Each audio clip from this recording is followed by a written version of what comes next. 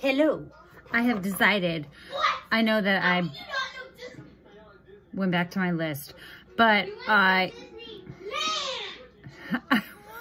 want to start my focaccia tonight so that I can finish tomorrow. So I can have breakfast with it on Wednesday. I would rather have breakfast with it tomorrow. But considering I don't have my starter and it takes at least like 3 hours for this bread total, if I was going to do it in one day, like in just a day, as minimalist time as possible, 3 hours is what you should get for focaccia. But because I'm going to do it in 2 days, actually, well, yeah, 2 days, potentially 3 or even 4 if you wanted to, depending on how much time you have. For me, I'm going to start it tonight and then I will finish it tomorrow, and then we'll go through that entire process, and hopefully I will leave those videos in the same segments so that you guys can see them start to finish.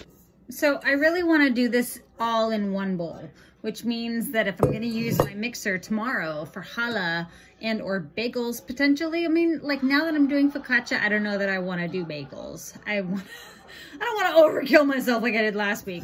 So I'm going to do this all in one bowl, and this bowl happens to be a 5-quart bowl. And all I'm going to do tonight is stir the sponge. And all the sponge is like a yeast paste where I'm letting my yeast double and triple and quadruple and, you know, get into this huge yeast colony where he's decided to eat and burp and, you know, make sugars and alcohols and gas, and he's just going to go crazy, and that's what I want. So yes, my original recipe calls for like, what was it? Three-quarters of an ounce of fresh yeast. And I'm using I'm still using instant yeast. And instant yeast is smaller in particles than active dry yeast, remember? It's dehydrated fresh yeast, but in smaller parts. So you can use it with you can mix it in with your flour. You don't have to proof it with warm water and a little bit of feeding stuff like either bread flour or a teeny tiny bit of sugar, which my mom used to do, is feed it with sugar. But we're just gonna do this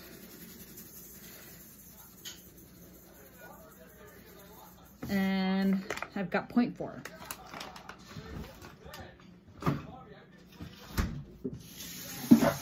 And because this is gonna go like almost, I'm just gonna let it sit out on the counter for maybe an hour while I go watch a show or something.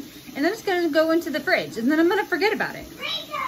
And that's the beauty of using breads that have a yeast paste or a sponge starter, whatever, is that you can start it and then forget about it and then come back to it whenever you're ready.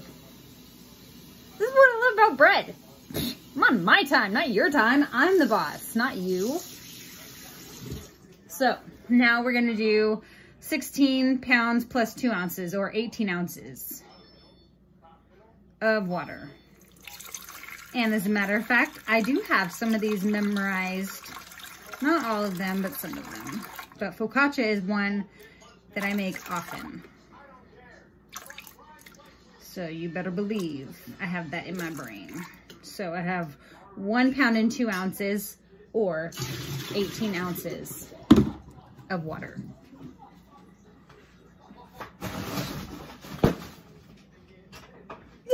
Back to my bucket of flour. Now, this completes the sponge process. And flour, I don't know if you know this, let me give you a slight lesson on flour. Bread flour is high in protein. Flour, I'm gonna add 11 ounces of flour, by the way. So that I have, my ratio of flour to water is more water than flour. So it's gonna be a little on the loose side, right? Right? Gonna be a little on the pancakey batter side, not on the like muffin batter side or cake batter side. Just gonna put that down there. Take my tool. And yes, I did buy myself a tripod. It's just not coming until later. So all I'm doing mix in those 3 until they're all incorporated. And it's gonna look like pancake batter. I would hope your pancake batter looks like this. A little lumpy, a little runny. And I think, let's see, there, perfect. I think my ratio is somewhere in the like, when we're talking about dough and focaccia dough, in particular, since it's my favorite, it's a slack dough. And I know that I've talked about slack dough before, but there are other doughs. There's lean dough, there's rich dough, there's sweet dough, and there's slack dough. So we can talk about those later, but this one in particular, tomorrow we'll be making a rich dough called challah, C-H-A-L-L-A, challah, and it has a lot of egg in it. And brioche or croissant dough, those have a lot of butter in it. Those are considered rich doughs. They are higher in fat. Lean doughs, 0 sugar, 0 fat. They are bread, water, yeast, salt. So my sourdough could be considered a lean dough when you think of that. And then there's the sweet doughs that have some sugar in it, but they're not overkill on the sugar, you know, because you've got this osmotolerant yeast that can hold a lot of sugar, because, you know, yeast and sugar, yeast likes to eat sugar. When yeast eats sugar, it creates all those alcoholic molecules that let off gas, right? That's called fermentation.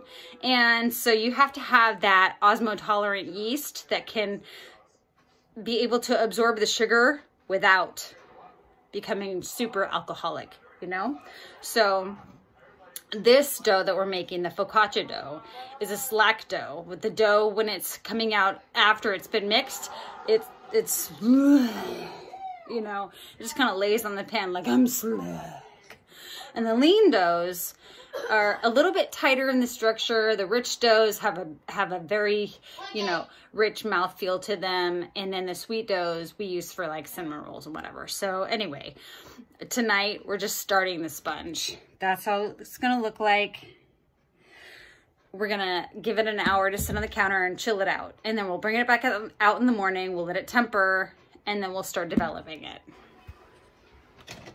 By the way, always, always, always, always sign and date and label whatever you're making. Why do I smell the smoke? That window's open. Why is that window open?